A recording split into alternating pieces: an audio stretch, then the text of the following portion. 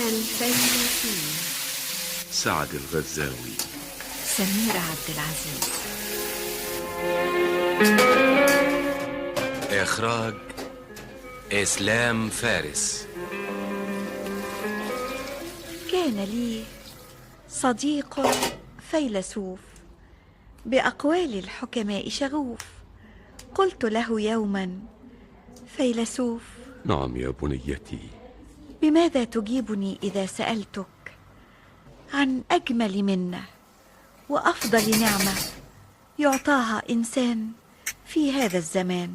بنيتي، أجمل وأفضل منة وأعظم وأكرم نعمة يعطاها إنسان في هذا الزمان وفي كل زمان ومكان هي يا بنيتي،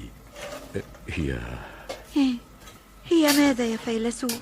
هي القدرة على أن يحب حبا صادقا واثقا جليلا نبيلا منزها عن النقائص مبرأ من النقائض. صح جدا، ولكن ماذا يا ترى تراه أشد وأحد معاناة يقاسيها أو يعانيها محب في هذه الحياة؟ بنيتي، أشد وأحد ما يعانيه أو يقاسيه ومع ذلك يرتضيه محب في أمر الحب هي الغربة يا بنيتي. الغربة؟ أية غربة يا فيلسوف؟ غربة روح المحب التي تفارقه وتلازم برغمه من يهوى ويحب. تماما يا فيلسوف، ولله در من قال فأحسن المقال: جسمي معي غير أن الروح عندكم، فالجسم في غربة والروح في وطني. فليعجب الناس مني أن لي بدنا لا روح فيه ولي روح بلا بدني.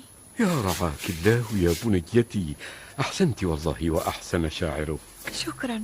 شكرا يا فيلسوف، ولكن هل يجبن المحب أو يتخاذل تحاشيا للوم لائم أو تلاشيا لعذل عاذل؟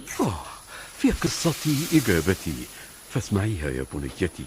إلي بها يا فيلسوف. سأل أحدهم ذات يوم أحد علماء المحبة مثل سؤالك هذا، فأجابه قائلا: يا أخي، الحب والجبن خلتان متضادتان أبدا أبدا لا تجتمعان في محب. وكيف يا سيدي أحسن